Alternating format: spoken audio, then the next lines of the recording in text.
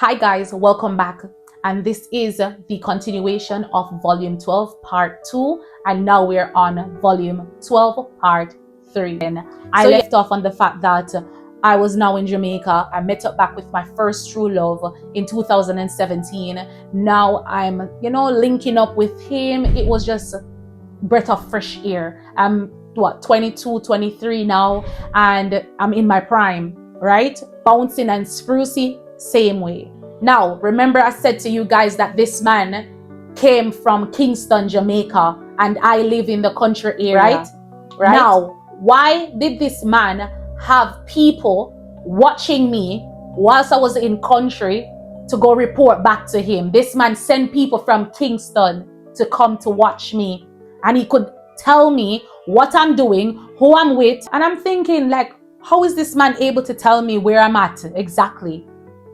It was like puzzling me to the point where I started saying to my first true love, no, this is like creeping me out, like what's going on? Even though he was speculating and he was trying to find out, I became much more vigilant. Done what he find himself doing, he kept asking me certain questions. Oh, where are you? Where are you going? Oh, you need to tell me exactly where you're at, because unless, and then he started the emotional manipulation. Oh, it's because you're out there with next man. That's why you can't tell me where exactly you're at.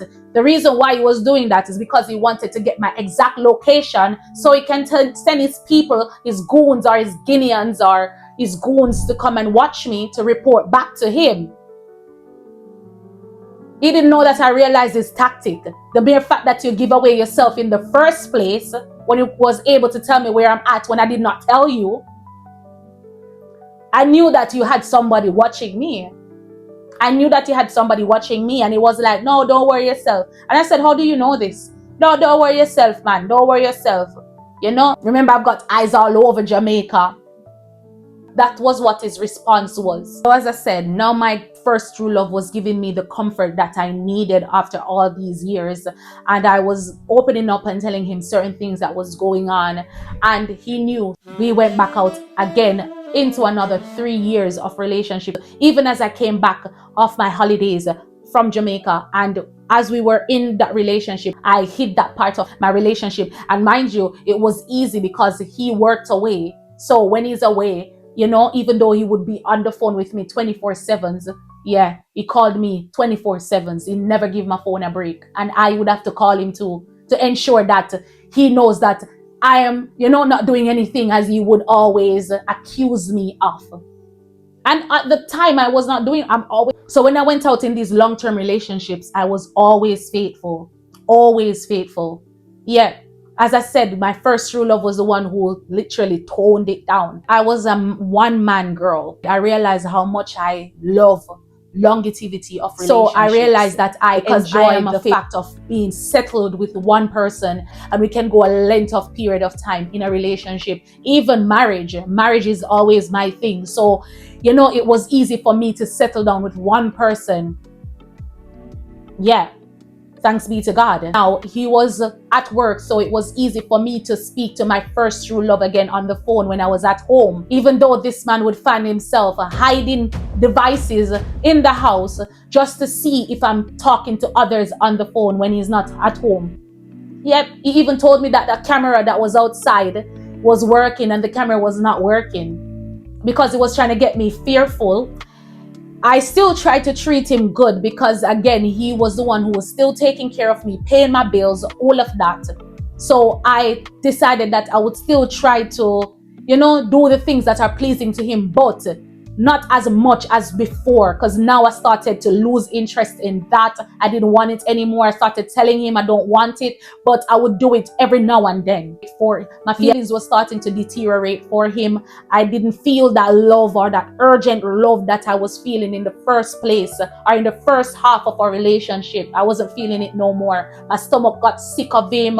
I didn't want him to touch me, to the point where now I wanted to go to Jamaica. So in 2018, I visited Jamaica twice. This man had an issue with me going to Jamaica because he's wondering why I want to go to Jamaica so often now. It started bringing up some, insecurities in him, even though he was always insecure. I realized that he was very insecure, and that's why he tried to emotionally manipulate me. So yes, so when I came back from Jamaica now in 2019, because I went to Jamaica in 2018 twice. The first half of the year of 2018 I went, and then the final half, so I think it was December. So I stayed there until like January 2019, the next year. And then I came back now in 2019, and then a few months after that I turned 24. So this was where things started to progress in terms of how I would, break out of this relationship with this man. My feelings started to decrease for him. My stomach started sick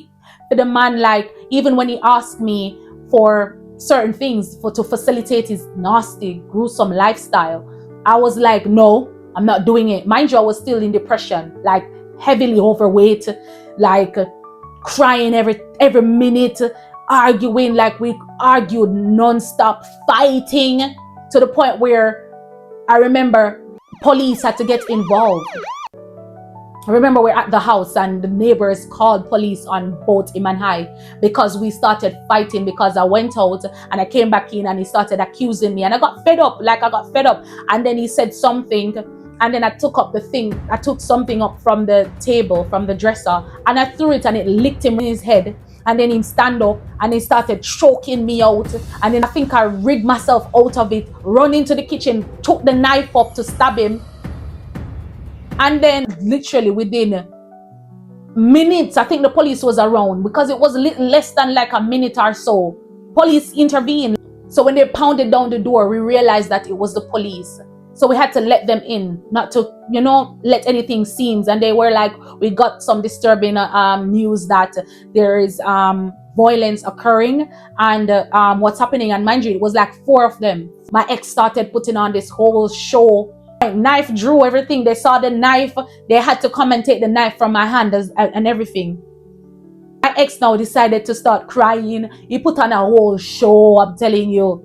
He started crying and I said, no, I love you. I love her. I love her. It's just a misunderstanding. And, I'm just trying to let her know how much I love her. This man put on a whole show. Me tell you, say crying. But you know what? It helped me, because the police would have locked me up that day. Because it's me, they came to see the knife in my hand, pulling it at him, drag it, holding it at him like I was about to stab him. I think I was about to stab him, I think. But yeah, thank God. Thank God that he caused the police to intervene. Thank you, Jesus. My God. So as I said, I decided that I'm going to move to London. And I did not tell him that I was making plans to move to London. I just wanted to move and go about my business. And I just did not want him to be involved in my life anymore. So the place that I was working at, I could get a transfer from there to London. And then I would go to London and I would do now my master's degree. Yes. Remember in 2017, I forgot to mention, in 2017, before I went to Jamaica, I graduated and I decided that I would treat myself to that trip. That's when I met up back with my first true love again in 2017, when I was 22 years old. Yeah. And then, of course, we went back out again in another 3 years relationship, yada, yada, yada. Right? So yeah, I forgot to mention that. So anyways, now I decided now that I wanted to do my master's degree in a different city. So I moved back to London. But he didn't know this. I started making plans behind his back, because I was adamant, nope, this is it. I want to leave this man. Like, I do not want to be with him no more. It became that bad. So I started making plans behind his back, everything. So I told him that I would have come back, and he was like, okay, yeah. But I knew that I wasn't coming back. So I ended up now moving in 2019. So it was August of 2019. I moved back to London. So majority of my things was still left back into that old apartment that we both had rented. And I didn't care anymore. I was worried about my things at first, because I had lots of things, furnitures, clothes, shoes, and I'm talking about some nice furnitures, like my big triple door, slide door wardrobe, all of my nice Italian sets and all of that. I left them back. That's how much I wanted to run away, and I started from scratch.